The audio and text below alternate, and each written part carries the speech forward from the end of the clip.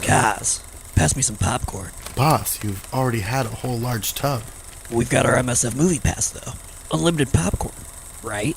Wrong, boss. In these troubling times, we only get one free movie a month and one free concession snack, small, every 2 months. How do we get the last large, then?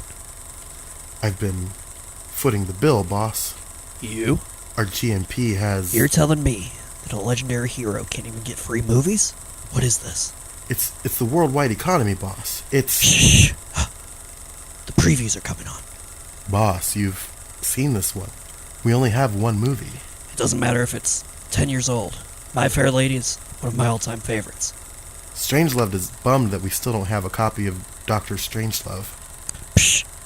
Kubrick's overrated. Now keep it down.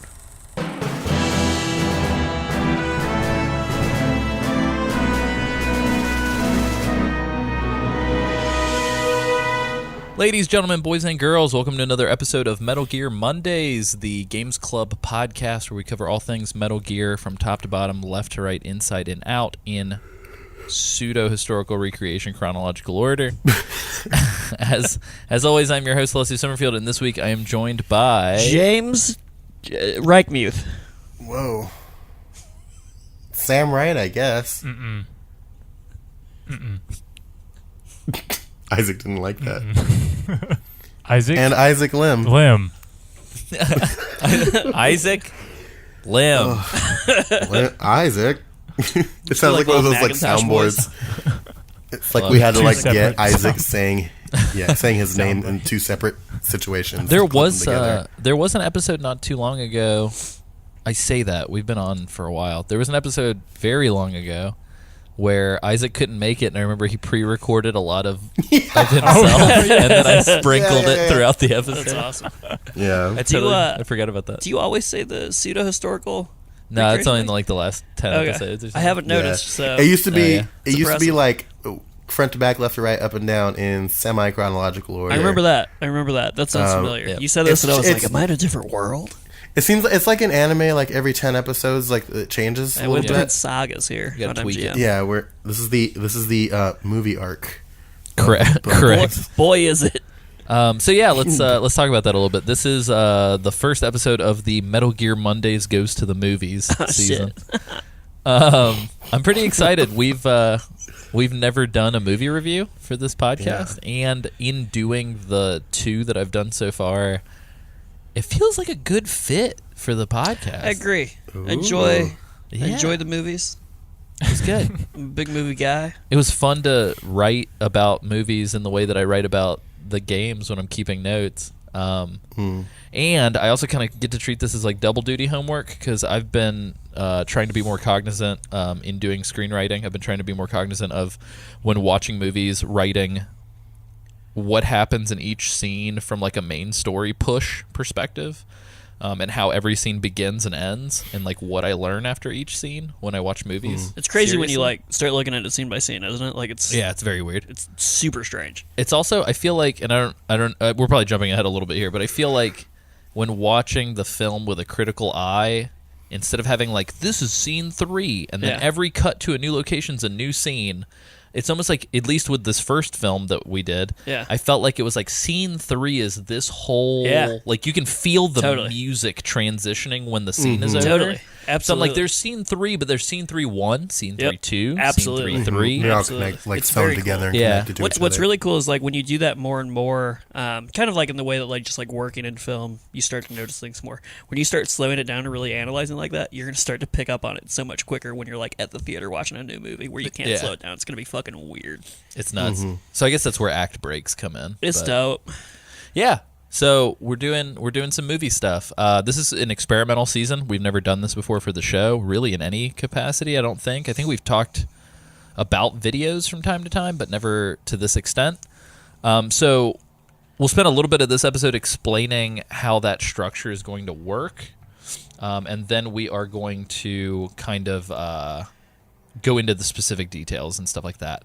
But before we do that, we should probably talk about the news. Oh shit, the news. Hey, It Play it. news. It's like Play it's the my thing, news Sam. transition jingle. You see that on well, like news we already have one, James. Oh, shoot. Yeah, so I'll take a motherfucker out. Don't I'm gonna take put this away from me. I'm gonna put that here. It's time for new news. Metal Gear news. Yeah. Dude, Sam hates me. And now we're back. Jesus, I'm so scared. So yeah, not quite a bit, but some serious things came in. So we get to I Feel Dumb. I feel like we should have probably scheduled the remaster season for MGS1 closer to this time. I had not known. But we get to be recording during the 20-year anniversary of Metal Gear Solid 1. Check that shit out. Or the Japanese release, I guess. The Japanese release is September the 3rd of 1998. The American release, I believe, is October the 26th, roughly. Might have been, it's probably like the 20th. People are going to come after me. They're coming for you right now. I can hear them. Oh, they coming. Oh, God. So maybe before, I don't know, maybe we'll figure something out. I don't want to make any promises. We're eventually going to redo our Metal Gear Solid 1 coverage and Twin Snakes coverage. James, you're playing it right now. Yeah. What's that like? It's cool. Yeah, what's some like? Can you give us some like, without defeating the purpose of the podcast we're going to do soon? Can you give us a little taster? I got caught walking through the snow. That freaked me out. I got scared because I didn't know how that computer understood the snow footprints.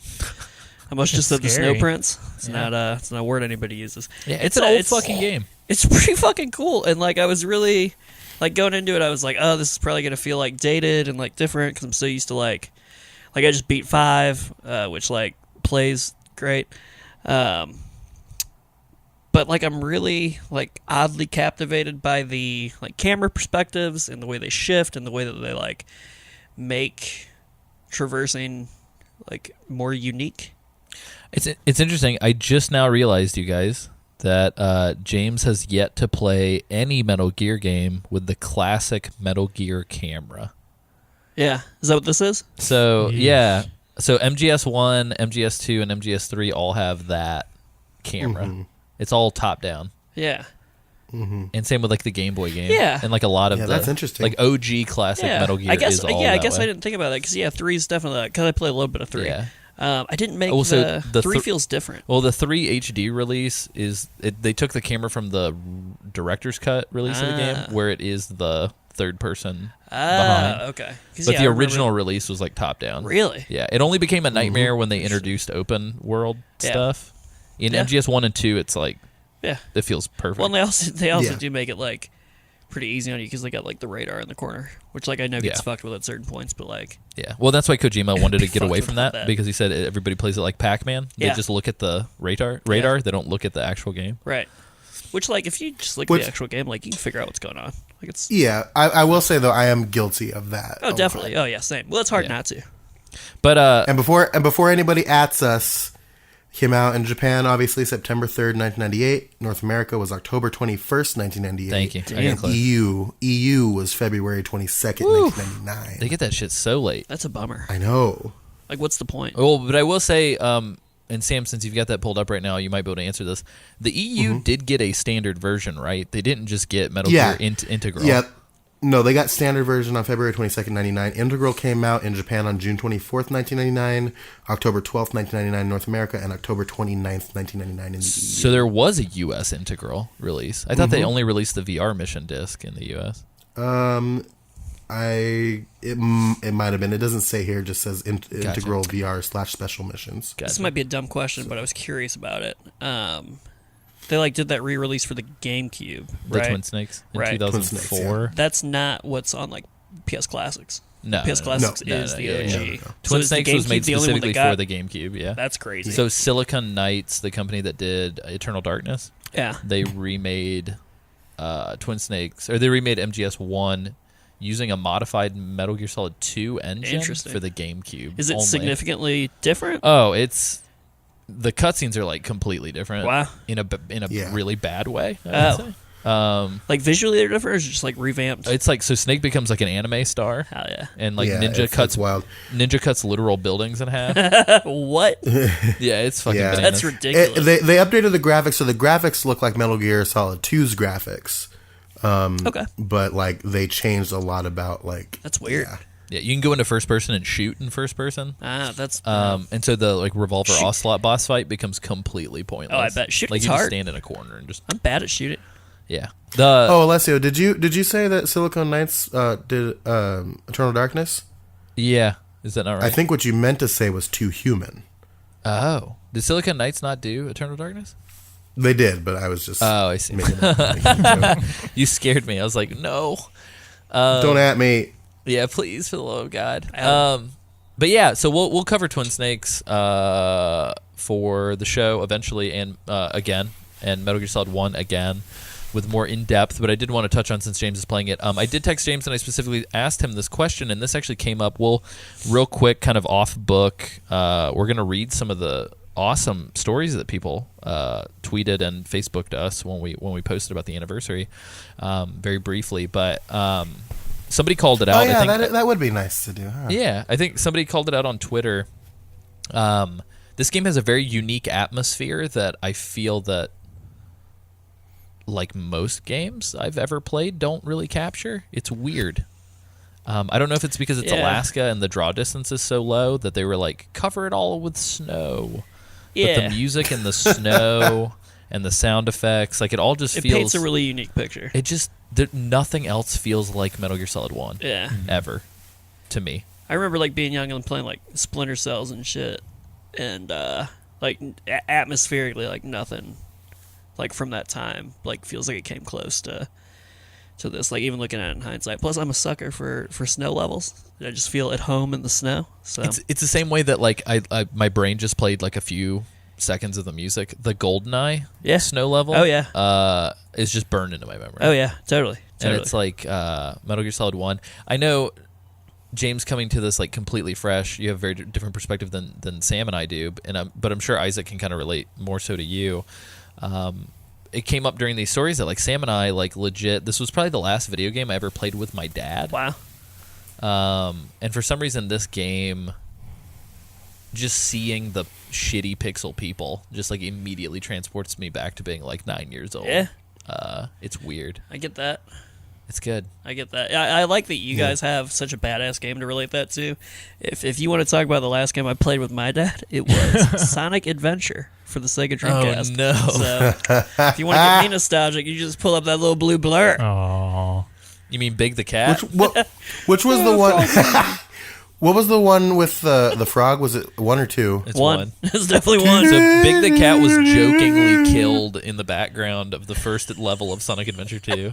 Oh, yeah. Yeah, the semi-truck just eats Big the Cat's fucking lunch. Yeah, because the Japanese team found out people hated him that much. I love him. Cool. Before we get I don't into necessarily think they hated Big the Cat so much as they hated the fucking fishing thing. Oh, yeah. I love the fishing. Before we get into the Twitter, Facebook stuff, good old friend of the show, Zachary Davis, he sent a YouTube link, which I will post on the Facebook page this evening. So as of time of recording is September the 4th.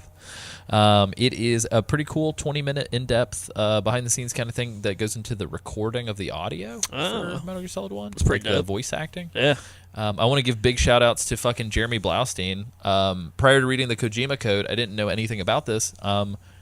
The voice recording sessions and the localization of the script for Metal Gear Solid 1, not only is it like one of the best localizations in the history of video games, Jeremy Blaustein's fantastic at what he does, and it also really upset Kojima when he was preparing for Integral, and probably kickstarted the hate fuck that became the Metal Gear Solid 2 plot.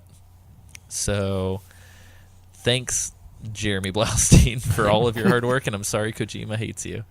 Damn. We'll probably talk about that for like another day, I guess, when we talk about Kojima code. I don't know if you guys want to go into it. Where's he at? We should add him and get him on the show. I did add Jeremy Blaustein, Yeah. and I got a bunch of likes, but I don't think he responded to it. I hope he sees it soon. He did shout it out, though. Come on, Jeremy. Talk to us. The other big note is Konami Digital Entertainment and Tokyo Mystery Circus created a Metal Gear Solid themed escape room. That sounds amazing. That does sound incredible. It's probably not good. Yeah. Did any of you guys look at the link and go to the news site? I haven't had a chance yet. I did. I see it. I need it. I'm doing it. I wanted to savor the moment. It's pretty dope. Ooh. So, yeah, it's this very, very strange like you kind of are Snake in this process. Oh, and But like, is it? But like, all of you are Snake, or hold on? I think so. So everybody. There's a Snake. video. It's a 45-minute thing. Teams of up to 3 can work together. Costs about $57 for 3 Each people. person? No, That's 3 people. no. I think it's a trio of tickets Wow. cost. It's a good deal. That's Not a good bad. ass deal. Yeah. It's a really good deal. But you have to sneak around, and there's like objectives. And if you watch the video, I don't know how they do it, but like the dudes are dressed up and they cue the sound effects and shit. Oh my god, that's It's amazing. it's looks super cool. I don't know if it's a temporary thing or if it's going to be around for a little while longer. But if you happen to be in Japan, We should I don't know how to pronounce that. Kabukicho. If you're there, you should do it and tell us what it's like. we gotta get them plane tickets booked. We gotta go. Yeah. Well, so after we buy Konami with our Patreon money, we're gonna do that. you can hide in that's a after, cardboard that's after box. we remake Metal Gear Solid 5. Yeah.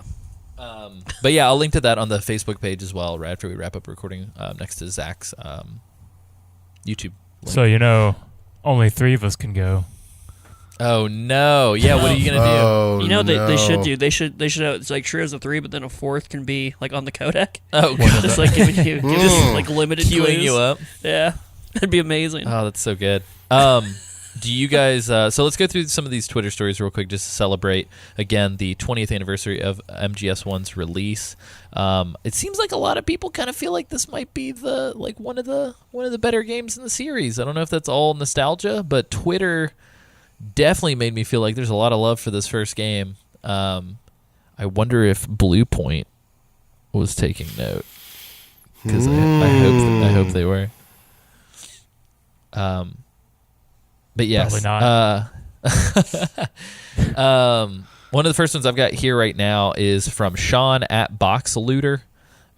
Spending hours playing the Pizza Hut demo disc over and over was his biggest takeaway, and he mentioned being a new listener of the show and that he really enjoyed it. So I thought that was pretty cool. That's via Twitter, by the way. Can I read one via Twitter here? Yeah, absolutely. I've got one here from what is this? Alicio? Alicio Sommerfeld? Summerfield. That's good. Thank Something like that. I think that's how you pronounce it. He says, the first time I tried to escape the prison cell during the torture sequence portion of the game, my young mind felt like there were so many variations on how to escape after discussing it with schoolmates. So cool. So cool. So cool.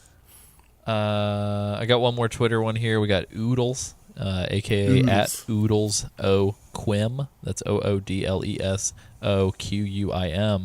When I discovered that the cardboard boxes actually worked as transport in the trucks, unfortunately I discovered that 15 years after originally playing it. With a little gif of a cat poking its head out of a box.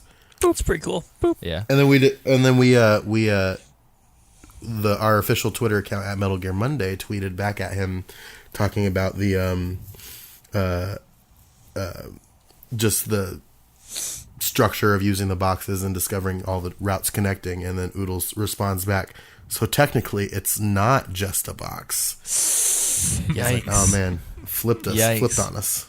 Yeah, doing some research for future episodes of the show, I was over at metagearsolid.org, I think it is. It's a great site. Yeah, fucking Terry Wolf, I didn't realize the tagline for the fucking whole website is "It's just a box." Oh shit. So hopefully if we ever get Terry on the show, he doesn't call us out. Yeah, he's like just waiting for this time to get you. Yeah. I'll do one more from Twitter real quick, and we can check in on the Facebook. I wanted to shout out a good friend of the show. I am Matt AF. Otherwise, I'm lifting my ban on him just for this because it's a very sweet story. My otherwise goal it's is to never mention him on the podcast ever. Damn. He's a dorcas. I will say, he's a dorcas, and I hate him. to counter Sam's point, coming into this fresh, this guy's so fucking nice. He's right? always tweeting at me saying nice things. Yeah. Damn. So to At pull back the EBK Lil curtain, Matt. to pull back the curtain a little bit, I don't actually hate him, and this is Don't all you a fucking goof. lie now, Sam. I'm not lying. I didn't even start it. Oh no! So good friend Matt, EBK Lil Matt. My fondest memories aren't necessarily with the game, but with my brothers and playing it and I playing it and arguing about the best way to get into the tank hangar, parentheses, the bottom. I'm a top man myself. Because if you go through the top, you get the he already did 3 people cutscene. Also, my dad was into it, which was totally foreign concepts at that time. My dad likes games. What? And then he says again, my dad has since passed, and every time I hear any sound bite from Metal Gear Solid 1, I can't help but go back in time when all of us were together in the living room floor as a complete family. I honestly believe that's why I enjoy playing games with my daughter. I'm going to go cry now. Love you guys. That's fucking awesome. That's awesome. Wow.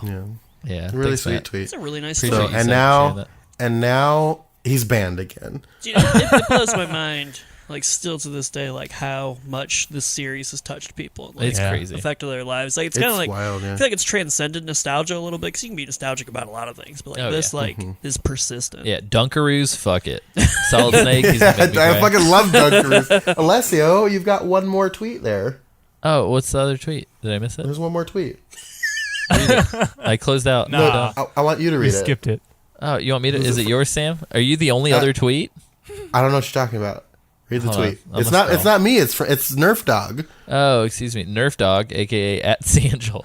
My favorite thing about MGS1 is playing it with my dad. There are many solid moments, but the whole game has a supremely special place in my heart because of that. It's my earliest memory of playing video games, and the fact I got to have those moments with my dad means a lot. And then Sam got a Oh, butt ton of hearts. how many Yeah, hearts? I got Four 4 hearts. hearts. I thought you were about to say I got 40 hearts. I was like, that's fucking incredible. Yeah, it's weird considering that like nobody. No, that Heart was is- my Scott Pilgrim tweet that Edgar Wright retweeted. I got 700 and some odd hearts on that one. I'm glad that you Just were able wanted tie to throw back. that out there again. Thank you for the plug. Yeah, let me pull just like one or two from Facebook real fast. Dan Scott. I remember being in middle school and going to my friend Ryan's house to watch him play MGS1. We were exclusively a Nintendo house, and I remember watching the opening cutscene Doc Helipad thinking, this is the most incredible game I have ever seen. I also loved the fight with Ocelot and had fun knocking on walls to distract guards, run behind them, and then punch them in the face. Good times. Also, I never got to see the later parts of the game post-Sniper Wolf until I bought the game in 2003, and the part where Naomi reveals her relation to Grey Fox and the whole reveal with the Secretary of Defense blew my mind. Yeah. Totally. Shit's intense. Let's do one quick poll real quick. We got... I want to be on Duncan duty. Let's do it. Go for it, Duncan. Cold Duncan. The reveal that Miller was liquid the whole time blew my mind when I was a kid. Never saw that twist coming. Hell yeah. I loved it. I love all this. I love this, and I really want to go back and play Metal Gear Solid 1 like pronto, but I'm Yeah, going to save for it for when we get close to doing the show thing.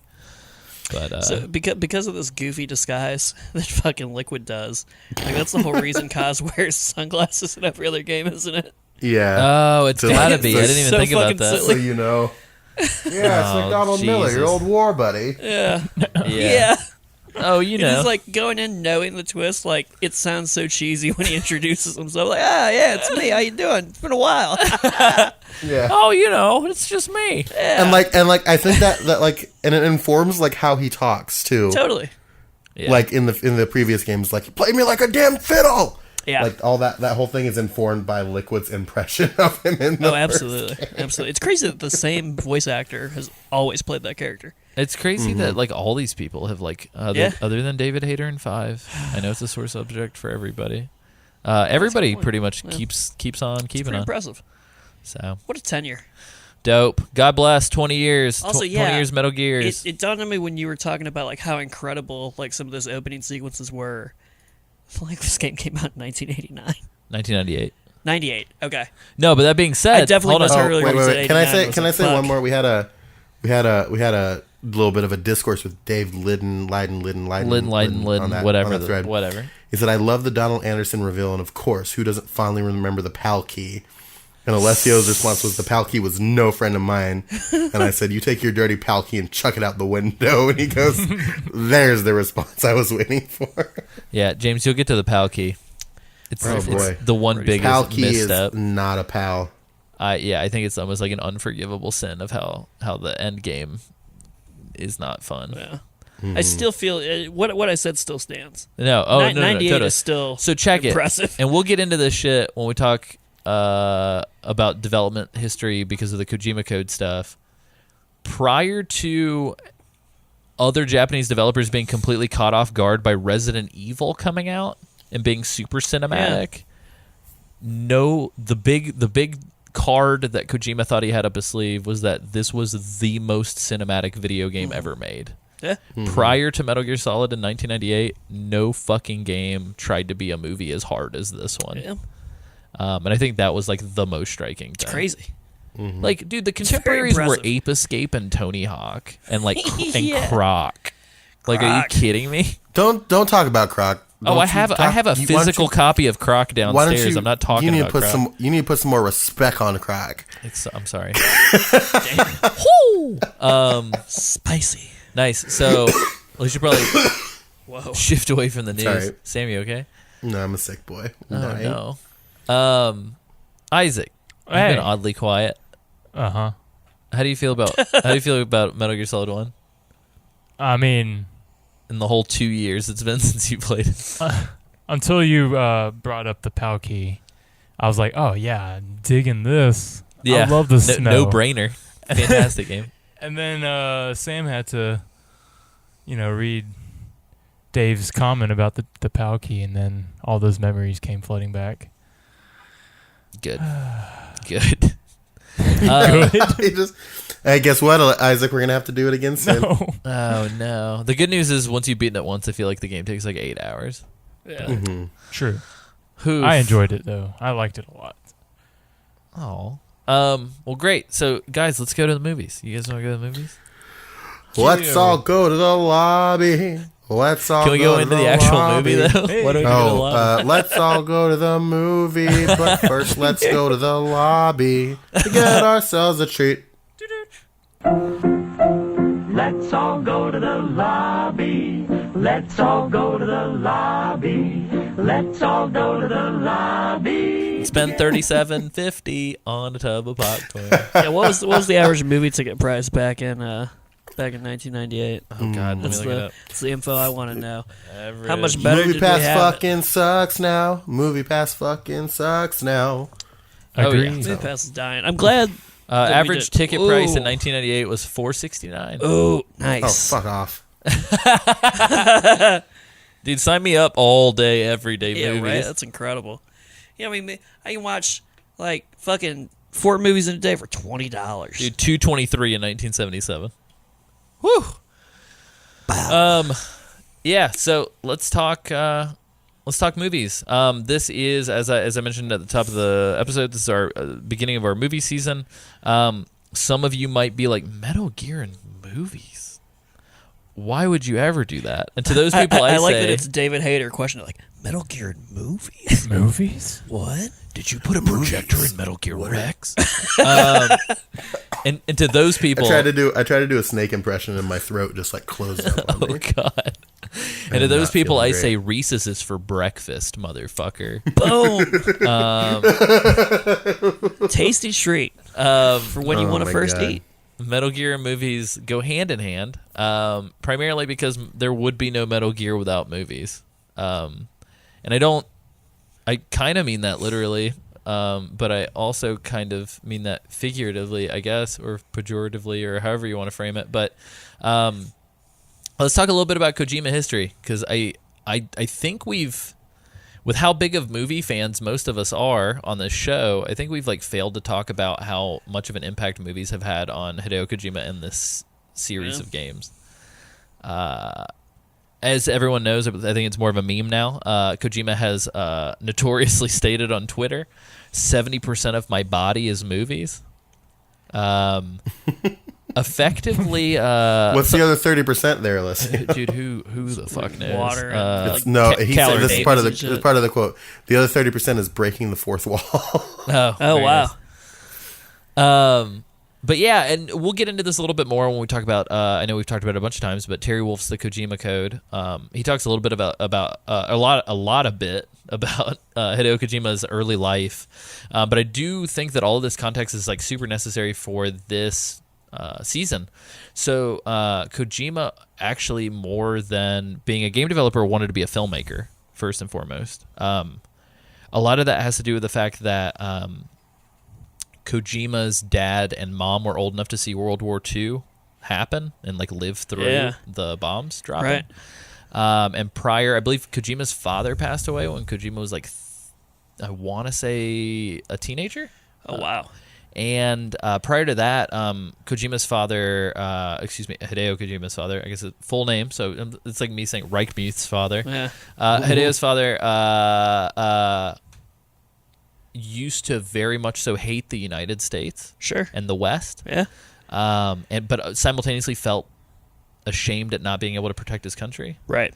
So there's like this weird dichotomy in Hideo Kojima's household growing up, but for whatever reason, and it's not entirely stated why in this book and some of the interviews that I read, but it seems like Kojima's family decided to just bring on the family ritual of watching movies together. Yeah. And so for as long as Hideo Kojima can remember, I think it started when he was like 6 or 7, the whole family would watch a movie like most nights and then talk about the movie. Oh, that's Like interesting. every night before bed, Yeah. Kojima would have like discussions with his family about films that they watched, and then he would go to bed. Wow. And they would even like keep him past his bedtime to Sure. finish movies. That's crazy. And it was because of his father's love of movies that his father eventually stopped hating Western culture as much. Right. Right. And Kojima was able to see that, like, oh, like media can make people peaceful. Yeah, media can bring people together. And when his father passed away, he felt like he kind of lost like a creative collaborator. Totally. I guess. But even after they moved to Tokyo, because I think before they were living in like rural Kyoto, I think. Kojima's mother would still give him money to go to the movies. Right. And so he'd go to movies like after school and stuff. Yeah. And his mom would like test him on like, what did you see? Like, what were the That's the crazy. story plot beats? And let's talk about the. It's like his the parents were Right. training him. Write a report on it. Yeah, and so they would do this like awesome kind of family ritual. But the fucked up part is like, culturally in Japan, if you wanted to work a creative job, you were viewed as like, and I don't know if it's the same way now, but kind of stereotypically and early on, you were viewed as a burden on your family for Right, 'cause wanting to do a creative job. Because it would be like tough to Yeah, 'cause you'd be provide. poor. Yeah. And so they were kind of viewed as like bums, I guess. Yeah. And so Kojima decided to go to school, I believe, for like, it was like mathematics. Oh no, it was accounting. Can you fucking imagine? Yeah, Kojima went to school for accounting. Kojima the accountant. Can you imagine though? Hold on, think for a second though. With how revolutionary he was towards games, imagine how fucking cool math would be if Oh, he yeah? had stayed in. Oh yeah, right. How cool math would be. So many imaginary numbers. So Maybe I'd have a passion for math instead of video games. that's true. Some numbers look like other numbers are not those numbers. So Oh shit! Kojima went to school for accounting, and then I believe because of the video game boom, thought that maybe it'd be easier to get into a creative field that had like was more profitable in Yeah. Japan. Because I guess too, like keep in mind a lot of the films that Kojima was watching were imported, so I'm sure there was a little bit of this like Yeah. idea that like there's not a film industry in Japan or as big of one, Right, and, like he what? couldn't go to Hollywood. How at old the is time. Kojima? So like, what time period would he have been like a younger kid, like teenager? So Kojima's like 64, 65. He's 64. I think he just turned wow. 64. Yeah. So this would have been like Yeah. The what, movies that he would have mid-70s been or something? exposed to, like that Yeah. were coming out at that time. That's crazy.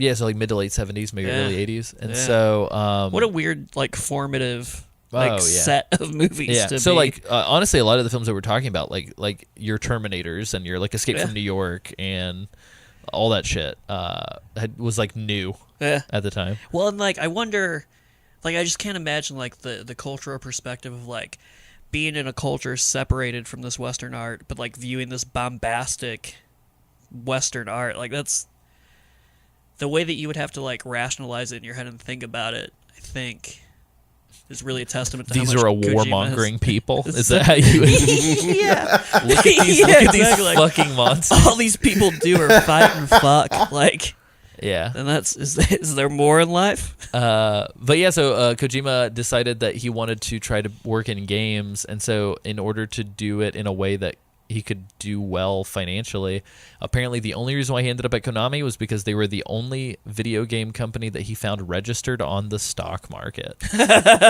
Oh Yes. my god! That's And, incredible.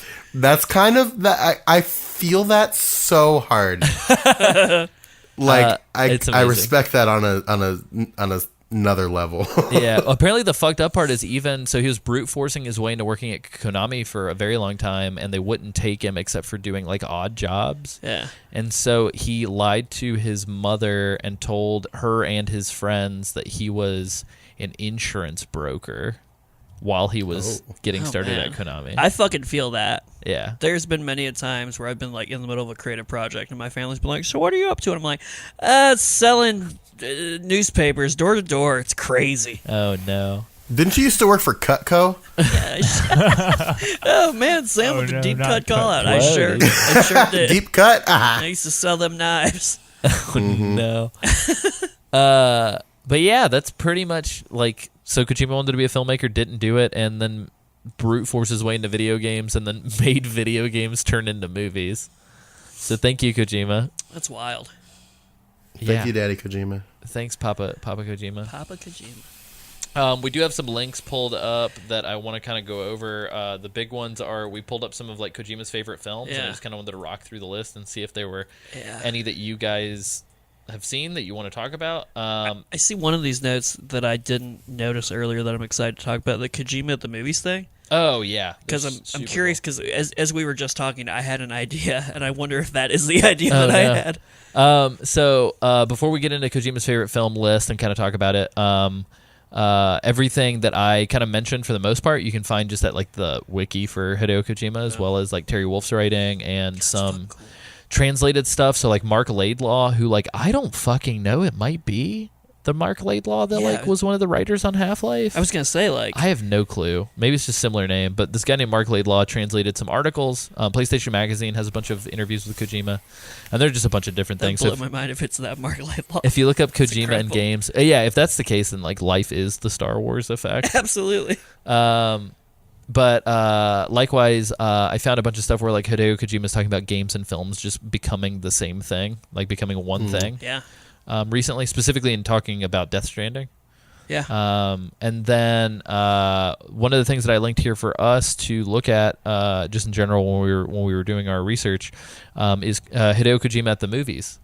And so there's a limited PS2 magazine feature that he did in like, I want to say there were 4 or 5 of these. Yeah. Where Kojima was like a guest writer for PlayStation 2 magazine, and he wrote like in-depth film analyses on like 4 or 5 films. That's pretty cool. I love that like this list, like the entirety of the Pink Panther movies from the 60s and 70s is on Hell here. yeah. Yeah, it's nuts. That's crazy. That's kind of what I was thinking about, because I was just thinking about like how cool it would be like now to have like a video series where you're sitting with Kojima, you watch a movie, and then you listen to him talk about the movie. Oh, totally. Like how he analyzes it and how he looks at it. Yeah. Like, I think anybody, like if you were to do like a director series where you're like, we're going to sit down and watch it'd be awesome. Like I random love favorite things like movies that, with and, like, random directors. Yeah. I'd be like, it's fucking awesome. That should exist. Yeah, so on this list, we have The Great Escape, 1963. We've got Guns of Navarone from 1961. We've got Escape from New York, 1981.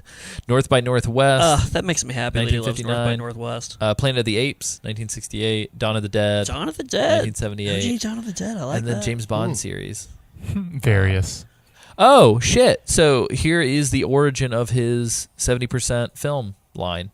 He says, and it's translated, I've said over the years in interviews throughout the world, just like the human body is 70% water, I am 70% film. That's amazing. I love that. He omitted some classics that he also wanted to mention. So that was his list of like all-time favorite films ever. Yeah. But his omitted all-time favorites are Citizen Kane, Tokyo Story, La Strada, which is The Road, which is by Federico Fellini. Yeah. Lawrence of Arabia, The Godfather. And then he has a bunch of just like, as Sam mentioned, it's just like a long list of like, here's a bunch City of shit I Lights. love. That's incredible. Well, so the other thing too is that if you're looking through this list, the bold ones are actually movies that like he said had influences on Metal Gear Solid. Yeah. Yeah. And he mentioned that the Pink Panther series is where it gets its sense of humor. Yeah. That's amazing. That makes sense. Wow, that's wow. That's interesting. That's bizarre. I can totally see it though. Yeah. Wow, that's incredible. I like how he doesn't bold Blade Runner when Blade Runner is literally 100%, like Snatcher is just Blade Runner. Yeah. Like beat by beat. Mad Max 2. Wow. Oh fuck! I just realized that Crayon Shin-chan's on here. Yes, yes. And then like he has like a bunch of like runners up and stuff as well, like sort of down towards the bottom. Casablanca. Oh, Night and Fog is his favorite documentary. That is one of my favorites as well. It's a French 50s documentary about a concentration camp. It's intense. Oh, wow. I want to watch all of these movies. Yeah, these are great. I've seen a lot of these and they're all great, but all the ones I haven't seen, I'm like, I feel like I need to check them out. Yeah. You know what's wild about this list is I don't think there's a single like James Bond, and none of the James Bonds are on here. Neither is Yeah, they are. He says, Are they? It's at the very top. Yeah, it's at the very top. Gotcha. It's all good. There's all kinds of Oh, stuff. I see. I like how he definitely- says he has a favorite submarine film. Yeah, every good movie connoisseur has a favorite submarine film. Oh, definitely. Hunt for Red October. Oh yeah, is it's got to be Hunt for Red October. there's a bunch of stuff in here. Like Die Hard is great. Nikita, La Femme Nikita is that Luc Besson film from the 90s, which is on here as well. Rollerball. There's all kinds of weird Oh, shit. nice. But we'll have to post this for people to check out on the website. It's gonna be awesome. You know what? I think Down Periscope is actually my favorite submarine film. That's amazing. Thank you, Sam. Sorry, I literally didn't hear anything you said. I was too busy thinking about Down Periscope. Oh no, you're totally fine. No, there's some really great films, and in general, I think there's a lot of fodder for if we discover that there's a lot of positive reception to this movie season. I think that we will have quite a lot of movies to talk about There's a ton. if we want. But this is a perfect segue into these were my 5 notable mentions for Metal Gear and movie references. I was curious to see if you guys had any of your own, and if you're listening to this and you have some of your own, feel free to tweet at us at Metal Gear Monday or visit us on Facebook.com/Metal Gear Mondays. But my sort of notable pit picks were James Bond, number 1, obviously. I think between Metal Gear Solid 3, Peace Walker, and Ground Zeroes and the Phantom Pain, I mean, we see it with Zadorov's arm, which is like the Dr. No hand. The music is super fucking Bond inspired, and then like the wristwatch in the Phantom Pain, Yeah. that like Seiko wristwatch is literally one Oh, of the yeah. Bond's wristwatches. You're totally right. Yeah. And I feel like Snake in general kind of has this whole like, I mean, He's like a super spy. well, and James, you know it for sure from playing Metal Gear Solid 1. He's a The whole- womanizer, he's the Naomi like thing, like "Well, maybe I'll let you strip search me when you get back. And it's just like, oh my god.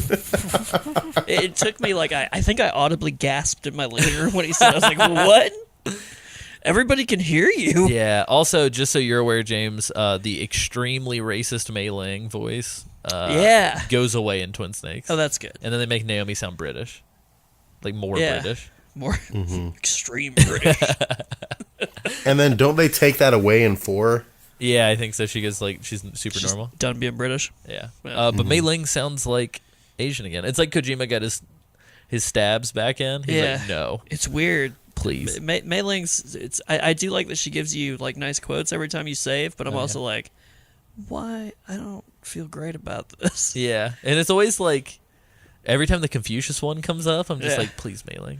I like You don't have to do this. Snake's reaction to every quote is so fucking weird. He's like, yeah, fucking tell me more. Give me them words, girl. It's like, what? Yeah. You're a fucking freak. Very James Bond like. Yeah. Because James Bond, he's got some fucking lines. They're like, no human being would ever speak to Yeah. another human being like that. Like I smuggled these cigarettes in my asshole. Yep. But yeah, also a fun fact is like Paramedic goes super in depth with movie trivia when you save in MGS. A lot of different and there's movies. a lot of James Bond movies Yeah. in that as well. My second on my list is 2001: A Space Odyssey and Doctor Strangelove. So just like Stanley Kubrick of this era in general, we see it with Hal and David, Yeah. Otacon and Snake. We see it with Doctor Strangelove as the character. The Discovery and the Monolith are the names of the ship and the terminal in Metal Gear Solid 2's Tanker chapter, as well as the name of the ship and our alien artifact in 2001. That's neat. And then Doctor in Rising actually mentions a monolith in some of his throwaway dialogue. Sure. The big thing, speaking of sense of humor, Sam, I feel like Doctor Strangelove, the film, full title, Doctor Strangelove, or How I Learned to Stop Worrying and Love the Bomb. Love the Bomb. That movie, I feel like the sense of humor in that is also very similar to like the Metal Gear sense of humor, which is like we're talking about some fucked up dire stuff, but like let's laugh while the apocalypse happens. Yeah, it's good. Third, I've got Escape from New York, Escape from L.A. So obviously, like Snake Plissken is the like Kurt Russell as Snake is just Snake. Yeah. So this blew my mind because like I was reading more and more about it, just like in prep for this and just like in general, because like I've always been fascinated by like how it's just a carbon copy of this fucking character. He was trying to get Kurt Russell to voice him in Phantom Pain. Yeah. Which like. Yeah, that would have been perfect. It one doesn't surprise me, but it's also like that's very strange. That's on the nose, I just dog. can't imagine. Yeah, the big thing is so Metal Gear 2 Solid Snake on the MSX. One of the big reasons why people don't think it ever came to the U.S. way back in the day. Yeah. Every single character profile is just literally somebody traced over like still images of actors' faces. So like Sean Connery is Big Boss. Yeah, it's like yeah. Mel Gibson from Lethal Weapon is Solid Snake's like portrait. That's fucking like, it's amazing. Fucking appalling. I love that. Besides the Snake thing though, like Escape from New York, LA, it's like kind of the same like mission structure.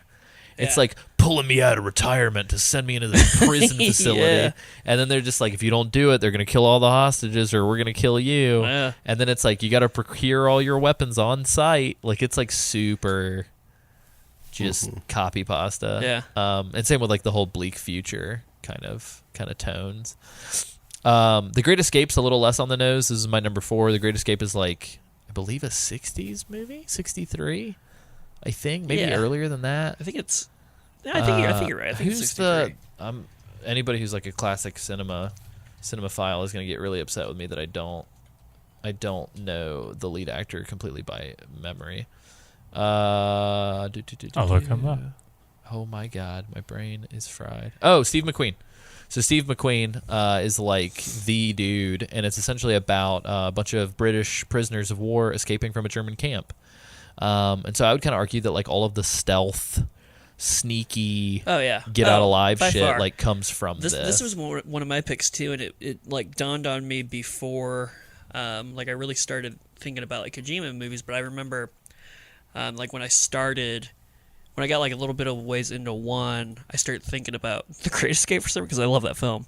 I started thinking about it, I was like, wow, like the vibes are very dire and like similar and like it's like high tension.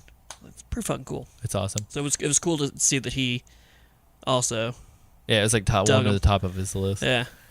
It's weird that the Major Tom thing that Zero pulls at the beginning of MGS3 is not a David Bowie reference, but allegedly a reference to this. Oh. Which caught me off guard. And then the last thing, and I kind of put this last on purpose because it's going to segue into what we're doing. Terminator 1, Terminator 2. So obviously there's the Michael Biehn cover art for Metal Gear 1. Yeah. So I don't know. Yeah, like the cover for Metal Gear 1 and then like a production still of Michael Biehn in like the desolate 2079 LA future are like fucking 100% spot on. Also Bloody Brad in Metal Gear was originally named Arnold, which I think was like even more of like an allusion to the Terminator. That's cool. I noticed this while I was watching the films last night, actually. Sarah, at the end of Terminator 1, Sarah Connor definitely starts recording cassette tapes on like her Walkman to like leave a log. And I was like, get the fuck out of here with this Peace Walker nonsense. In Metal Gear Solid 3 Subsistence, there's a bunch of goofy like comedy videos included that use the engine. One of them is Metal Gear Solid Snake Eraser, and it's Raiden going back into the past to kill Big Boss. I read about that. That sounds awesome. Super Terminator. We talked about that a little bit during the Metal Gear Solid 3 season, but That's man, dope. is it so good. It's super goofy. And Raiden's just like getting into shenanigans the whole time. You can definitely look it up on YouTube if you're interested, and I will try to post it somewhere. Ground Zero's Jamais Vu side op is also super huge Terminator ripoff. You play as Raiden from Rising, killing body double like Terminator soldiers. Yeah. It's pretty cool. It's a fun mission. A lot of the POV stuff, allegedly, I never noticed this before I was doing research. A lot of the POV stuff in Metal Gear Rising Revengeance almost looks identical to the Terminator POV stuff from the movies, but it's like a different color scheme. Yeah. And we'll talk more about it on our Terminator episode, but it seems like Terminator 2 and Metal Gear Solid 2 shared a lot of similar like marketing beats Yeah. surrounding the big twist. I can see that. And it's actually directly cited by Kojima to the production staff at Konami that like good sequels should intentionally subvert expectations in their promotions. Yeah. And he cited Terminator 2 and I think it was Escape from New York as like his Right. big citations of like, you see, like they intentionally made the audience think they would get more of the same when in fact they were just like turning key characters Yeah. into like That's awesome. different That's smart. variations. Yeah. So we can get into the We'll conspiracy theory. dig way into that next Yeah. week. Oh Yeah, we'll get into the conspiracy theories about whether or not Kojima intentionally planted a whole bunch of false seeds within everyone at yeah. Konami in order to get away with pushing whatever the fuck he God, wanted so to into crazy. MGS2. But yeah, Sam, Isaac, James, is there anything that I missed? I like Blade Runner definitely stuck out to me, especially having just recently done the Phantom Pain and all that jazz, and like even like in doing research on MGS2 and things like that, just like the themes of like being able to implant memories into people and having identity crises over like what am I, who am I, what am I going to be, and then like even with like Cyborg Ninja and things like that, like there's clearly like a lot of, I feel that there's a lot of inspiration from like that type of sci-fi. Totally, definitely some like late 70s, early 80s. Yeah, which is like, it's cool. It's like my favorite type of sci-fi is like I'm really into identity shit, like who are we and what are we and like what makes us who we are. And I think that And you didn't like Detroit. Oh no! Here we go. All right, cage heads. You want to do this right here on You guys want to have a cage on match? free television Steel over here? cage. Cage match? We did this on pay-per-view Patreon podcast. We could do this on free TV if you want, baby. Yeah, if anybody wants to Name the time and place, baby, if before. anybody wants to hear this alleged blood feud that started, it is episode 2 Yeah. of the Patreon exclusive Metal Gear Mondays Patreon Club. $2 a month, baby. Yeah. Gets you 2 We talked extra about we were podcast talking about episodes a month. Beyond Two Souls that episode, and then we transitioned into a discussion about Detroit. To just a Become lively Human. debate. What Yeah, a just a lively. what a fun thing to talk about though, real quick. Can we talk about the difference between how David Cage wants to make games into movies and how Yeah. how Hideo Kojima wants to make? Well, it's like Games and Kojima movies. remembers that like games should also probably be games Yeah. Yeah. at one point or the other. Gotta have a game to go with your movie if you're That's gonna true. make it a Or unless you're talking about Metal Gear cinematic-like Solid game. 5, where it's like you got to have oops all game. Ain't that the truth? Whoops, we left all the movie on the cutting room floor. My bad. Oops again. Yeah, It still stings. like a middle finger, like fucking in flames, Yeah. aimed at the Lord. Hideo Kojima said, "Here's your fucking Yeah. gameplay." the middle finger is in flames, and it's a callback to a different video game. Yeah, exactly. Yeah. And then there's a whale. Remember this other thing that you loved? You don't get anything like that here. Oh man. Correct. Sam, did you have Anyway. any movie picks? No, just what we talked about. I think honestly, aside from what we've already talked about, the Pink Panther was really the one that stuck out to me.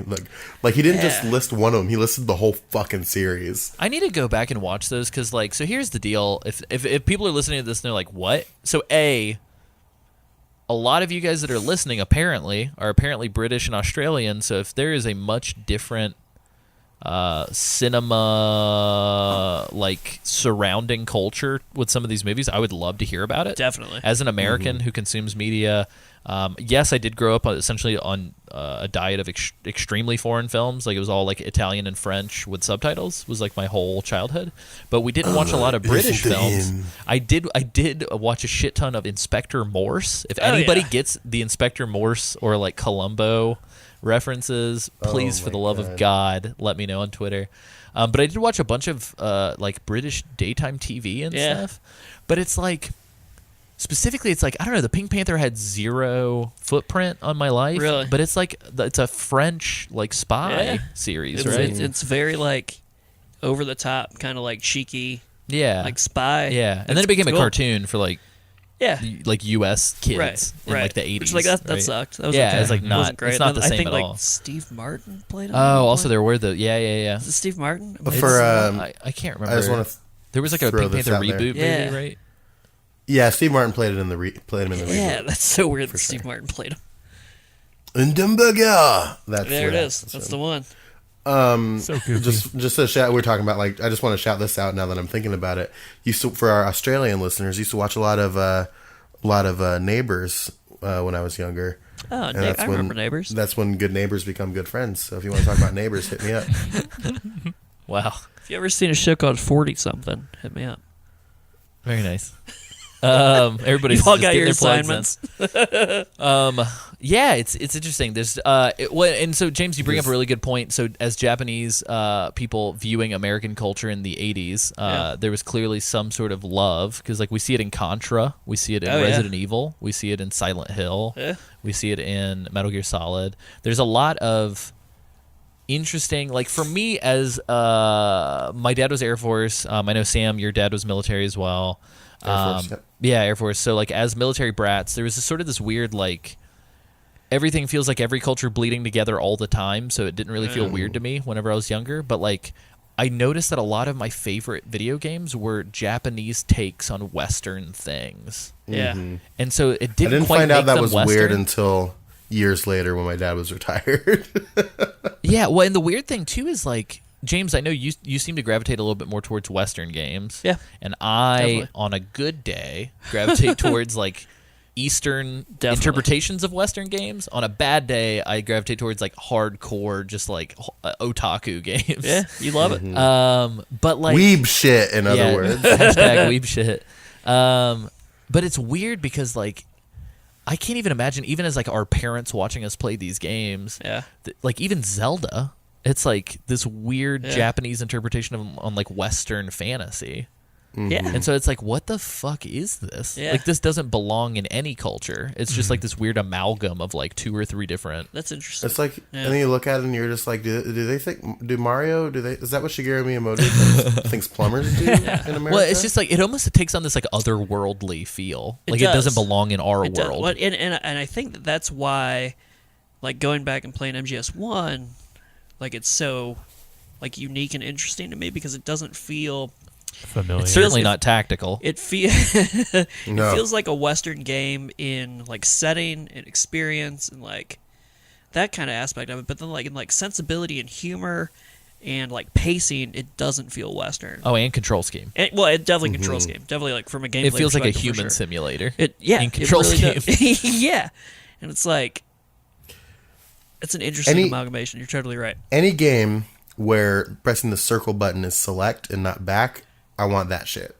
Give That me fucked with me. Oh yeah, I forgot. I So Metal Gear Solid struggled. 1, yeah. So it changes about midway through. So Metal Gear Solid 2, it's still Metal Gear Solid 2. It's still circle equals go, because I think in like Japanese connotation, so the cross is actually, so the X is actually it's cross, Right. Yeah. So it's like no, Right. Which like makes it's- sense. Like don't go here, and the circle is a confirmation. It is like yes to this one. Yeah, which but- makes sense. But I think in MGS3 onward, it shifts. It's definitely an MGS3. So it's like MGS 1 and 2. It's still. When I encountered that one, like I spent an embarrassing amount of time like in the options menu, just like fucking myself up. But then like I also started doubting my memories, where I was like, maybe that's just how games were. Like maybe the circle button used to be how I confirmed everything. It's just some hardcore Mandela effect. Yeah. Oh, you don't. jeez. You don't remember? B means yes Yeah. on everything. I was really fucked up all day. I was like, what? Yeah. Yeah, it's weird, and we're gonna get into it because in our horror month we're talking about Silent Hill 2. So like, I love Japanese excited. horror take on Western horror. Oh yeah. Like to me, it's far spookier. It's way spookier. because like it feels even more surreal. Yeah. It's especially spooky when the the villain the whole time is Isaac's dog Frank. Oh yeah, you're absolutely right. Like the big bad is just Frank. But yeah, so let's talk a little bit about the games the movies that we're going to cover for this season. Yeah, it's hard. It's difficult, right? Trips you up a little bit. Sorry. So we've changed things up just a hair. I apologize if anybody went out and purchased the original films. We're just kind of subbing out one film and then adding a couple films, and we're omitting one film. So the overall lineup is we're going to be talking about the 1984 Terminator 1, 1991 Terminator 2. The goal is to do both of those on one episode, but like We jam fucking packed. yeah, Maybe. so I'm gonna kind of we're gonna do some live sketchbooking real Yeah, quick. we are. So I'm kind of thinking so we have 2 episodes where we cover the original and the sequel. My thought is that we primarily focus on the original because of how many sort of like original things that appear in the film. And then we compare the sequel as far as like towards the end of each episode talking about like what's unique. Alessio. Yeah. But Terminator 2 is so fucking good. Yeah, I true. think I Well, and prefer the first one, guys. I do think. Whoa. I think Let's not Terminator get into 2 it. Yeah. No, not yet. Terminator 2 is also going to be important to like touch on as far as like the way that they like did their movie, the way that like Kojima did MGS2.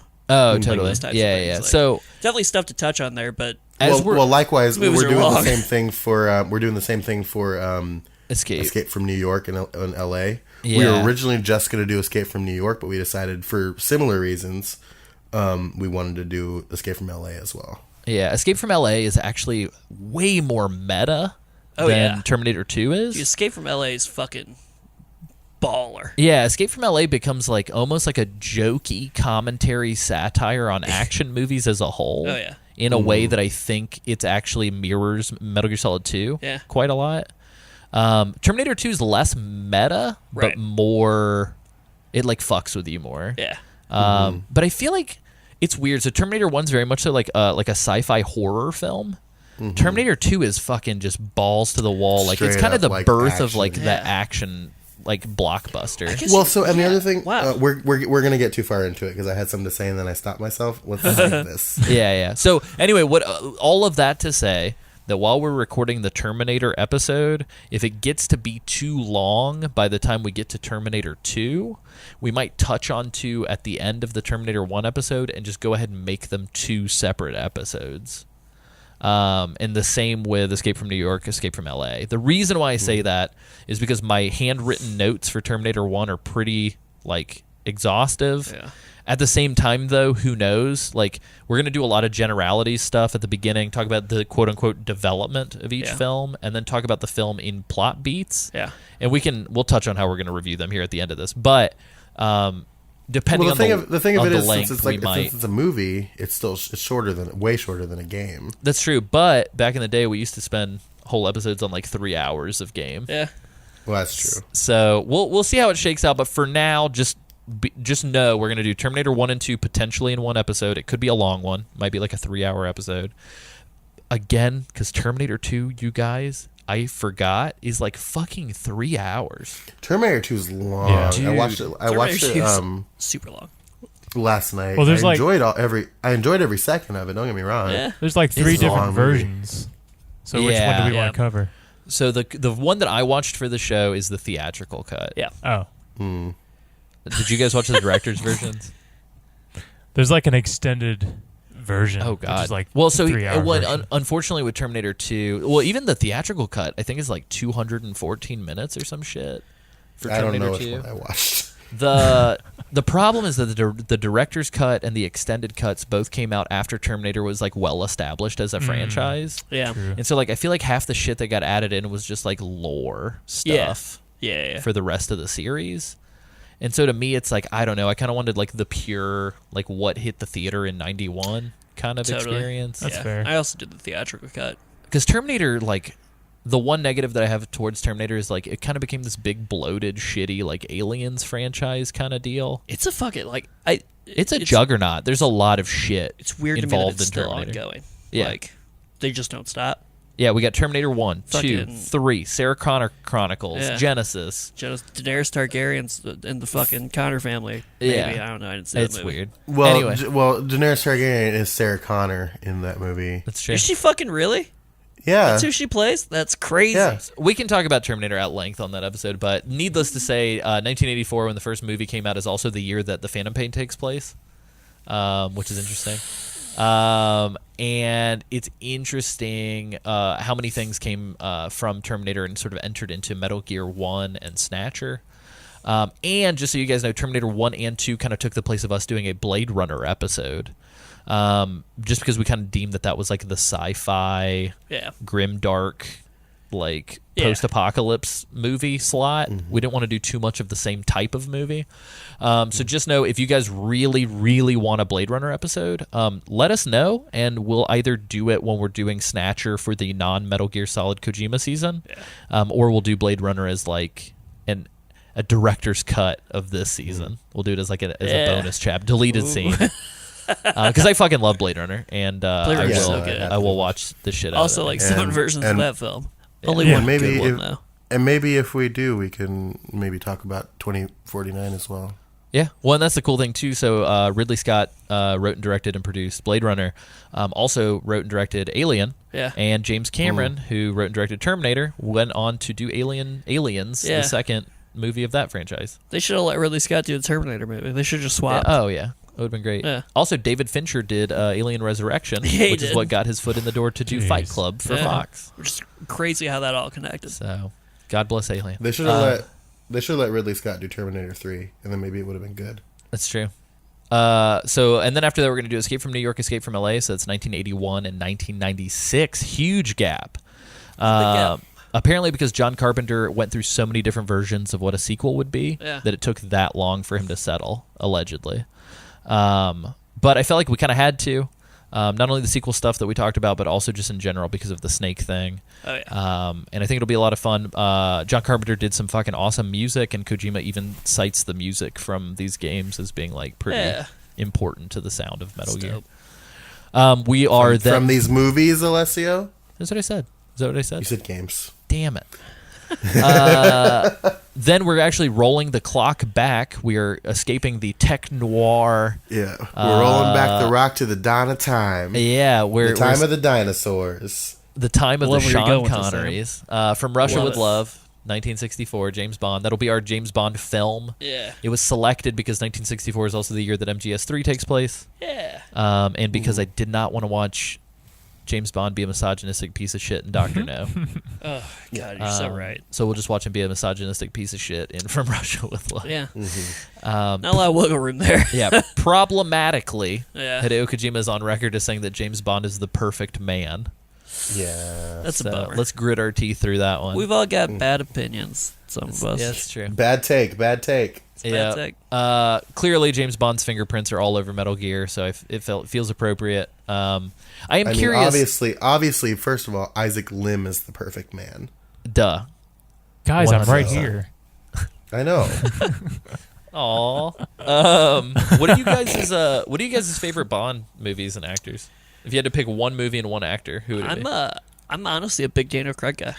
Oh, nice. Like I really like the work that he's done. What's your favorite Daniel Craig Bond? Casino Royale. Casino Royale. Yeah. Can I say that I will say it's not my favorite Bond or my favorite actor. The Casino Royale theme song by Audioslave is my it's really favorite good. Oh James my Bond God, song. so It's good. super good. It's a banger. Chris Fucking Cornell, dude. fantastic. It's a sleeper slapper. Rip. So, Sam, what's your favorite? This is going to Or- kill Although- you guys, but Can- I've never you seen gonna say? any of the James Whoa. Bond films. Whoa, You've never whoa. seen a single You're James about to be Bond one of film? the lucky 10,000 that's going to learn something new. That's wild. So the crazy thing Isaac. I'm excited. No, I'm excited for you. I feel like Very Isaac excited. Isaac doesn't need to watch From Russia with Love. He needs to actually watch like 12 of them, Yeah. and we need to pick Yeah. all of them right now. So, I, all right, so I, I will here's say the I've only thing, seen like I've only seen like 4. I think 4 or 5. I haven't Can I seen many. preemptively say Idris Elba? Yeah, right. Sure, sure. I'm still waiting for Lady Bond, but yes. I would. Yeah, right. Well, It's- we've got it's a. time. Well, listen, we're about to have a lady doctor on Doctor Oh Who. yeah, I saw the preview on Yeah. BBC over the weekend. Oh my God, it's going to be so good. But Doctor, I mean, why not a Lady Bond? Who cares? Correct. It's just a code name, right? Right. I'm gonna. Yeah. We just pissed Well- off so many Bond fans. It is just a code name. I hope we did. If you don't think, people listen, battle it's on that. it's Do it's they? a Why? fun character. Because they say it's People not just a people are very Yes, it fucking protective of is. James Bond. There's like 10 different Bonds. Fuck off. Yeah. Yeah. So, So Sam, do you have a favorite besides favorite film? Since obviously Idris Elba has not been in a film yet. honestly, I think that it might actually be Casino Royale. Right? So good. I fun fact was working at my first job ever when that movie was out, which was working at a movie theater, and this might be part of the reason why I really like the Audioslave song. So at the time, I've worked everywhere from concessions to projectionist to doorman at the movie theater. I did like 3 different jobs over my time there. Got to see all the perspectives. When I was a doorman, that included going in and like cleaning theaters and stuff like that. I went into it was one Casino Royale was brand new. We would go in 10 minutes before the movie was over just to kind of like get ready and kind of take a look at the damage. Totally. And I always walked into the end of Casino Royale with a cell phone and the gravel and like the sniper shots. Yeah. Here will save you. It's so good. I think my favorite Bond, and this is purely from nostalgia, my favorite Bond is Pierce Brosnan. Oh, that's a good Bond. Just because that's the Bond I grew up with. What? Yeah, I was gonna say no hating on Pierce Brosnan. Also, GoldenEye Die Another is Day. great. Die Another Day. Also, GoldenEye. Die Another Day has a fantastic song. How God bless old were Madonna. you when you first saw a Bond film? I think it was probably like 12 or 13 when I Yeah. saw GoldenEye. Yeah. I remember we rented it from the Blockbuster Yeah. several times because I really enjoyed it. Got to. I think the whole reason we rented it was because of the N64 game. Because I was just like, Yeah. I want to watch the N64 game. Let me talk to you about GoldenEye for Sean the Bean N64. also. Sean Bean is Sean he's Bean. 006 and he Stellar. dies. Oh in that yeah. Got to. Or he allegedly N64 dies and then game really dies.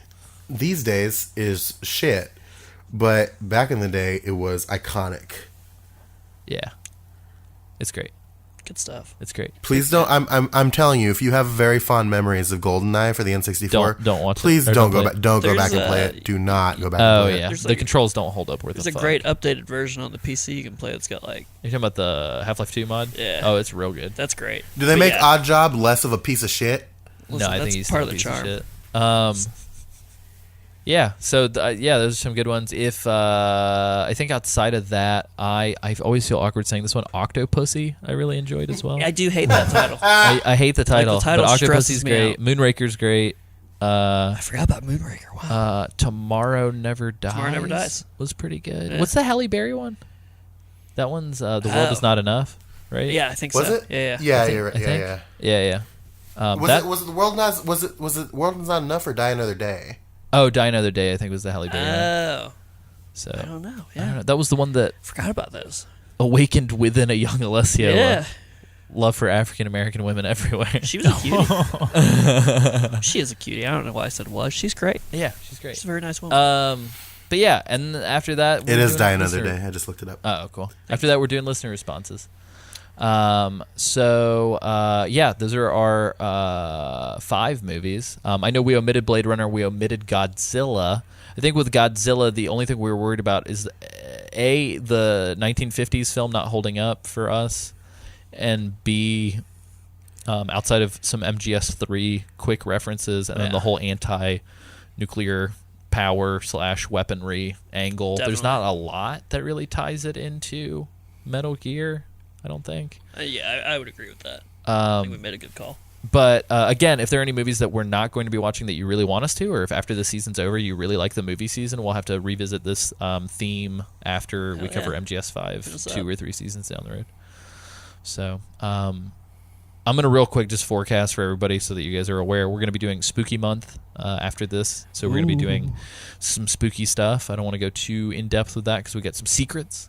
After Spooky Month, we're doing Parody Game Month / Fan Month. Hell yeah. So we're going to be covering 2 episodes dedicated to parody games, including Never Stop Sneaking, Never stop. and 2 episodes dedicated to fan movies / comics. It's pretty dope. And then after that, at the top of 2019, we will finally be covering Ground Zeroes and Phantom Pain. Ooh.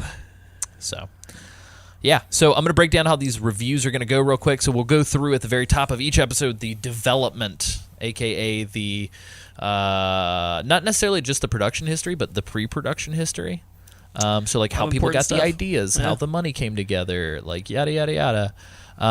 After that, we are going to dive into the plot, which will be almost a beat-by-beat movie synopsis. The spoilers will come in the order of which the spoilers occur in the film. So yes, in my notes for the original Terminator, I did just refer to Michael Bihn's character as Mystery Man for Wow. about 3/4 of it appreciate until he that. says his name. You wrote your notes like a script. Yeah, I totally. appreciate that. I think I just referred to the Terminator as Arnie in my handwritten notes. Good. But then we're going to be following up the plot with trivia and extras that we didn't cover during the plot breakdown. And specific to our movie review format, we'll be calling out Metal Gear specific things as they occur within the film. Pretty cool. It's a tasty treat. We'll have to come up with some sort of sound bite or Metal Gear catchphrase. Little exclamation point sound effect thing, right? I like it. Yeah. Yeah, we'll be like, "Oh, what was that noise?" And then we'll. I want to. Here's you know what something I'm gonna do as well as guys. So prepare yourself for this. I'm gonna come with a couple of did you watch this movie questions. Ooh, I A love little it. trivia for you guys. Oh shit! Sam's rated. Are you trying to grill us as to if we watched it or? No. Just like I just think it'd be fun to do some scent. trivia. No, I love it. I love That's it. awesome. There is some fucking great trivia for Terminator. I'll tell you what. I think outside of that, we've already gotten some listeners who've like straight personally emailed me and asked me the exact movies that we're watching so they can watch along with the show. So hopefully this episode will help you watch along with the show. We are really, really excited, and I hope that the listener responses will be fun. Feel free to also give us your own little quick review if you keep it short, and we'll include it in the listener responses. But if you have any personal stories, we eat that shit up, so to speak. But yeah, have you guys, I'm assuming we've all only watched Terminator 1 and 2 thus far, or have you guys gotten further along with your viewing? No, just for now. I've seen both Escape movies, but I'm going to rewatch them for this, but I haven't rewatched them yet. I have never seen. either of them. I've never seen Escape from L.A. They're fun. Yeah, I've never seen any of them. They're a lot of fun. Oh wow. Isaac and I have a fun history with Escape from L.A. Isaac, do you want to tell the story? There are our arch nemesis. I mean, yeah. So with me and Isaac's musician duo, we encountered another masked duo. They actually played at our first show with us. They I think played it was their before first us. show too. Yeah, it was both of our first shows. They had hardcore Army of Two masks, kind of. They were like some like weird Korean imported paintball masks. That's awesome. And we had like our hand stitched like Deadpool knockoff masks. And ever since that first faithful reunion, me and Isaac have always been out for blood. I have to find these two, and I have to reunite the four of you. That'll Oh be good. yeah. Yeah, so they were called Escape from L.A. Wow. And I remember my go-to was, that movie's not even that fucking good. Like, why is Oh that their name? shit. That's Yeah. great. That's good. So keep in mind our fucking name was Dead ? Wait ! Exclamation point. So, Yeah. Movies But like not we like, had Dead but not Weight. like weight as in like heavy. Weight as in like wait there. Yeah, Yeah. just like wait for it. Wait. For Dead? Wait. But yeah, so that's our funny history. So if Blaine Costello or Kai Street from Escape from LA are listening, Oh shit. we have not I forgotten. love that you still remember their full Oh, name. I will You're just never like, forget damn. them. These boys. No, they were Did a lot you of guys- they were a lot of fun to play with. We just Did you guys go under like stage pseudonyms rivalry. when you were obviously you did, but like what were your names when you were in Deadweight? I think it was just like 1 and 2. Wasn't it? Yeah. We didn't have We were just like Yeah. thing I like one, that. thing Keep two. it simple. thing 1, thing 2 in all of our social media posts. Yeah. Yeah, keep it simple. simple. These guys are like Kai Street and David Duchovny, Yeah, what are whatever these the like fuck his name streets was. of rage names you just fucking throw us? Hell yeah. That's amazing. But yeah, so what's everybody's thoughts on Terminator 1 and 2? We feeling it? Isaac, do you watch them as well? I did. Was that your first time? Actually, it was. So it wasn't my first time watching the first one, but it was my first time watching the second one. Whoa. So it's gonna be a lot of first timers for me. Yeah. Yeah. Yeah. I mean, shit. Other than Terminator 1 and 2, I'm all first timers for this season. Yeah. So we're all really liked first it. timers Yeah. now. Yeah, I the love other thing, some it's of the like, that's the fucking thing. some of the dialogue in Terminator. It's great. Is Yeah. phenomenal. It's very good. Yeah. I was very pleased. Also, Linda Hamilton's phenomenal. yeah, Linda Yes. Hamilton's great.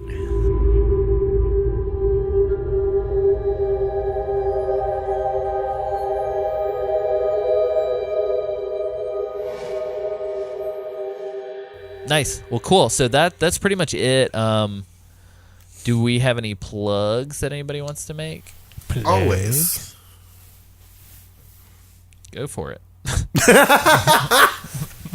Well, I was waiting for James because James usually says his Twitter. Oh, feed he's first. normally hot on my heels. Yeah, Oh, he's I'm normally sorry. like right there. I wanted to give this one to Sam. I felt like he had it ready to rock. No, I thought we were just gonna do our Here, I normal got it. cadence, You and can now- visit me at jamesreichmuth.com or on Twitter at jamesreichmuth. Yeah, those places. You can find me on Twitter at Sanjel. I'm currently working on a secret project. Is it Oh, samwright.com? No, it's not samwright.com. It is Sam, a is your, .com though. Is your handle right now? Is it Nerf Dog? My name is Nerf Dog. My handle is still Sanjul, Right, right. Sanjuul. But My yeah, name is Nerf Dog. My name is Nerf Dog. Don't That's call also me Jerry's Sam name anymore. right now. Nerf Nerf Dog. Dog. I love it. Nerf Dog. I was at work and I found this this You were a work like dog? we have a basket full of stuff at work to distract all the technicians when they come because like so they can fidget while they're talking about boring stuff. And one of the So their I bodies mean- can be not as boring as their mouths. pretty much so so in the basket of things I found this like tennis ball, but it was a dog toy. A squeaky tennis ball that says that Nerf? was Nerf branded, and it's a Nerf dog toy. Nerf So I Dog. said from now on I'm not Sam, I'm Nerf Dog. I'm into it. I love it. Yeah. I'm- So you got can the do that buy-in. also. So you can do that. But yeah, I'm working on this special project, and one James Reichmuth may now be currently involved. Oh shit! Am I involved? Oh, Yeah, Alessio Summerfield's involved. I want to get Isaac involved too, Hey. but I have to discuss that with him first. Nice, But Isaac. anyway, We might have some things to discuss with you afterwards as well. Oh, let's discuss. shit. So much discussion, and then also, you know, if you're a cute person, Huh? cute boy, and What? you know, hit me up. Sam's hold soliciting on. dates. Sam, are you soliciting your Tinder profile? That's incredible. What? I could. You want to? Seems like if you're a cute hold boy, on a you're in second. the Seattle area. Well, I'm gonna read Just now. at me. I'm gonna read my Tinder profile now. Okay, Well, here we go. cool. Okay. You need me to vamp So- while you do that? Can, That's, can Isaac plug? I'll, Yeah, go ahead. I'll go real quick. I don't think I've ever heard this. It's You can- incredible. You can at me at doesn't have a twit at Twitter. Make sure you get all them ads in there. All Part of of the them. handle. You have to Don't do forget 12. the second at because it's at. Love it. Um, You can also You- listen to you Isaac ready? at soundcloud.com/whatisdeadweight.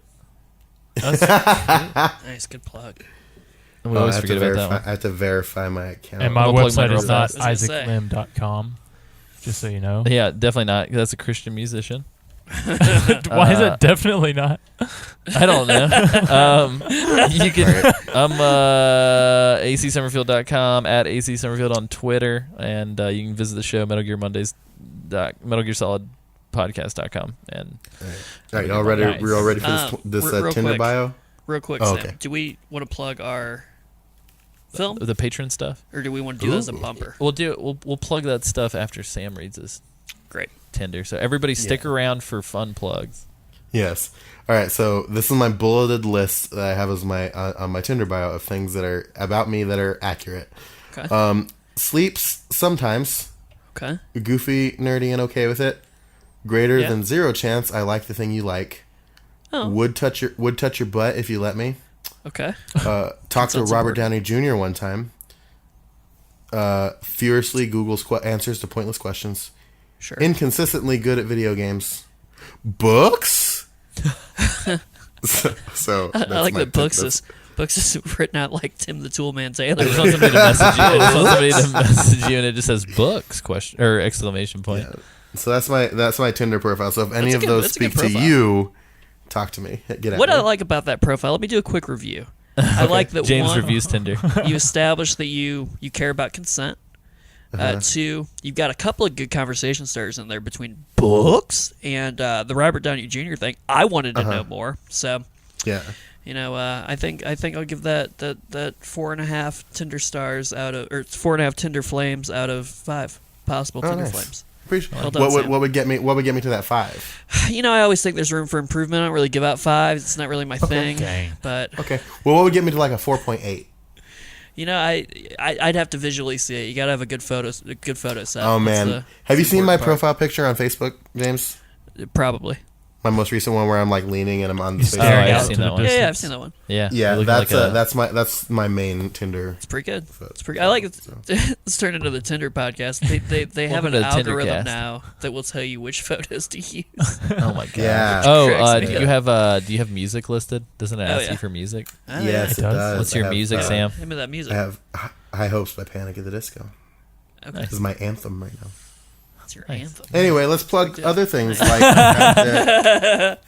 Let's stop talking I know. about my I know very- friends of friends that lie about their music on Tinder, and it made me very upset. It did make you very Oh, upset. no. I was like, witnessed she it. doesn't fucking listen to I that. saw it live. It was no. incredible. Oh no! So be careful, Yeah, you better watch out. fakers. Be I'm coming for you. Careful. Let's talk about. I'm not even on things that Tinder. Aren't my very sad? Yeah, dating absolutely. Life. I'd swipe right. I Aw. wanted to plug real quick.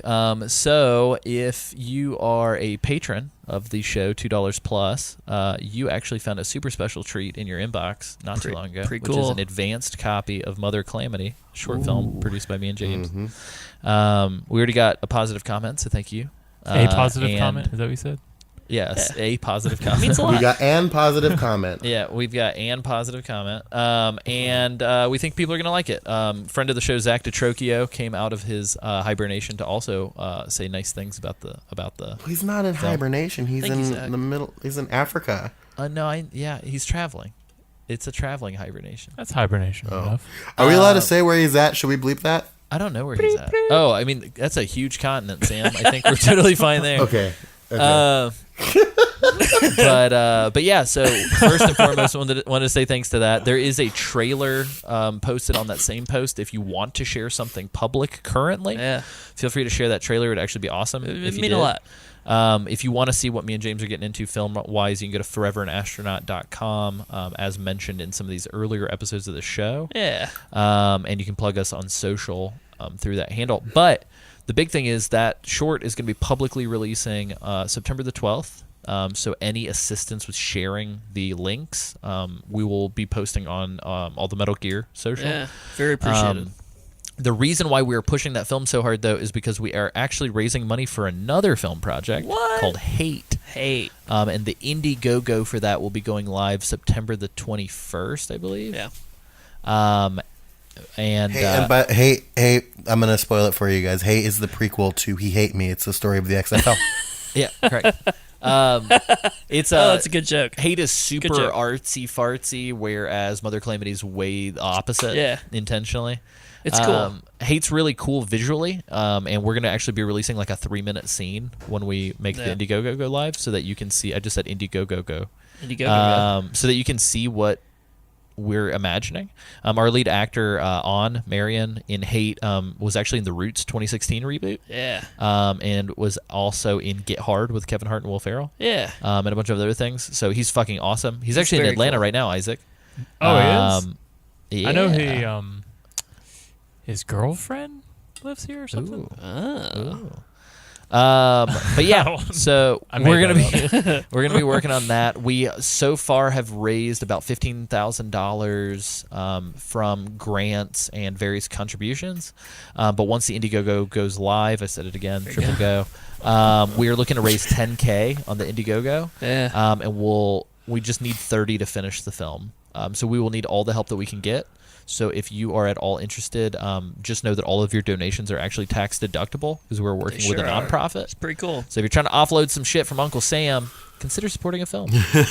Well said. But yeah, it's going to be really cool. There's going to be a lot of interesting pomp and circumstance Totally. surrounding It's gonna be really neat. that. I'm excited for people to see what we're cooking up. Yeah, it's going to be good. The synopsis for both of those, I can actually read the official professional screenwriter reader log line for Mother of Calamity. So give me one quick second. It was actually pretty cool. We submitted the short screenplay to get some professional screenwriter reader eyes and got a pretty awesome written response back. My So- brand. Correct. Sorry. No, you're totally fine. It was good. But the logline is a troubled but feisty punk rocker builds a kill bot to exact vengeance on her enemies. But her creation soon sees who the true enemy is and plots her demise. Ooh, it's really good. I like anything that incorporates Killbot into it. And I also like that you almost said Revengeance. Oh, yeah. Appreciate that. Well, I was going to say revenge, and then I read vengeance, Yeah. and then I realized that's probably how they came up with that word. I really appreciate like the fact that this movie is like common, because I've been like, me and Alessia have known each other for a decently long It's amount like, of time. what, 09? Something like that? Yeah, it's been about a decade at this point. And I remember. Oh my us God, it talking has been. about- Holy shit. I'm sorry, my Yeah. face just dropped. The look You said on about a Alessia's face was decade, and I was like, crazy. Yep. Me and Alessia have been friends for almost 10 fucking years at this point. and like 89% of that has been via podcast and internet, Wow. which is fucking bananas. What a world. Yeah. But I remember us talking about this exact movie, Mother Calamity, when it was just like an idea. And I remember reading like the original script for it, and like there was a point where one of my friends, he wanted to cast as the main actress in the thing, but then it's insane to see this thing come to its finish line. And I saw an early copy of it, or early screening of it, and it's really good, and you guys are gonna enjoy it. So Thank you, Yeah, Sam. celebrating movies in all different ways this season. Yeah. We're even Yeah. making some are on our own. boom. So yeah, it's weird. Mother Calamity in particular, we're looking to eventually flesh out as like a full blown like dark comedy feature film. So all of the questions and comments and stuff are greatly appreciated as I continue to write that Definitely. thing. With Hate, we don't necessarily have like a super professional log line because again we're going like hardcore artsy fartsy film. Definitely a film where it's like the grants have been super helpful because like I don't see how this film could have existed any other way. But it's like a dark, surreal, borderline experimental film. Yeah. It doesn't really follow like a traditional narrative about a guy named Wallace who feels completely and totally engulfed by his day job to the point where it starts to bleed into every aspect of his life, and all that he has left is a bunch of empty hatred and nothing to show for it. Yeah. But it's also like a casual. It's also like a, what's the word? Cautionary tale Yeah. for waiting too long to do something about Your being in a circumstances. shitty situation.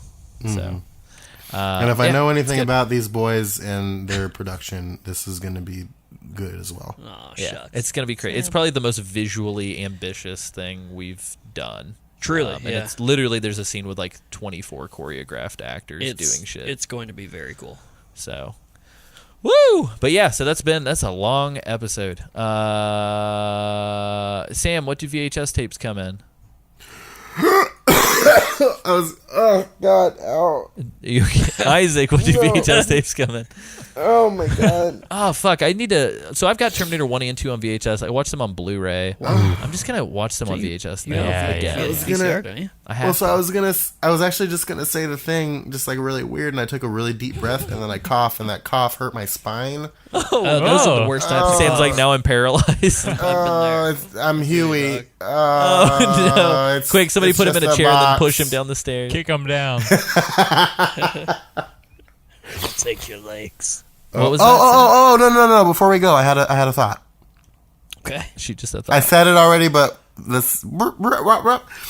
I was talking because we had talked in a previous episode about the Dreamcast for the Metal Gear. Oh yeah, Metal Gear movie. and I have to read out patrons, so continue to do that. While I Oh, pull very it. nice. That's my bad. I had this thought that Michael Keaton would make a good Kaz.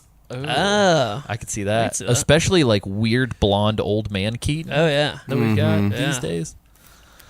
Good pick, good pull. Thanks. Patron plugs. Real quick, I'm on Duncan duty for a second. Cole Duncan is our highest lifetime contributor to Metal Gear Boy. Mondays. What up, Cold Dunk? So thank you, Cole Duncan. This Say train runs on coal, baby. And this Yeah. podcast runs on Duncan. But yeah, so thanks, Cole Duncan. Likewise, just want to say thank you to Kyle Schulk Sam Whitaker, Cole Duncan, Devin Reed, Brandon Wright, Akira Birdman, Birdman, Yes. Matt Smith, Better put some respect on it. Jack Keating, Joshua Wiley, Jamie Christopher, Matt Laninovich, Scott Fox, new friend, and everybody else who contributes. So thank you guys so very much. If you want to contribute to the show, as little as $2 a month gets you like 2 to 3 extra hours of podcast, and that's not like deleted scenes. That's like edited, like patron exclusive podcast on us talking about non-Metal Gear games. That is the Patron Club. We're on up to episode 5. So if you were to subscribe now, that's like 10 hours of podcast instantly for you. Talking about everything from Murdered Soul Suspect, Last of Us, NBA Jam, portable gaming. It's crazy. Upcoming episodes on Horizon Zero Dawn. The plight of gay people in today's society. Yep, there's a lot. Our experiences with ghosts. Oh yeah, bootlegging Game Boy games. Our knockdown, drag out battle. Me and James about Detroit Become Human. It's brutal. Like, there's a lot. There's a lot. Like our that show goes into, our shows on Patreon go into a lot, and I love them, and I love this show, and I love all of you. Like I Sorry, do I just got really emotional. for $2 a month, you also get all the episodes as early as I finish editing them. I know that's pretty routine, but sometimes it's not, so apologies. For everybody who submitted that wanted to assist with the editing, thank you so very much. I think we've come up with a solution to not require that, but I'll be messaging you guys solo because I just remembered that there's one person who I did not follow up with. Likewise, I'm going to mention for $5 a month, you can also submit 150-word message that we will read on the air. Got a lot of these outstanding, so I'd like to read you guys' fucking messages, so please send them in. Talk at us. And for $10 a month, and I only mention this as a way to kick all of us in the derriere to get going, for $10 a month, every quarter you'll get a special video from us. Sure will. So me, Isaac, Sam, and James have got to record our thank you video for Q3 2018. We got 3 weeks to do it. Yeah. So you guys should expect that sometime soon. Oh, yeah. And we'll go from there. But yeah, you might get some weird video from me and Isaac when we hang out together at the end of September as well. But yeah, so thank you guys so very much. And Sam, what were you saying about boxes? Well, I was going to say it's just a box, and then I died. So it's just a box. Oh. Just a box.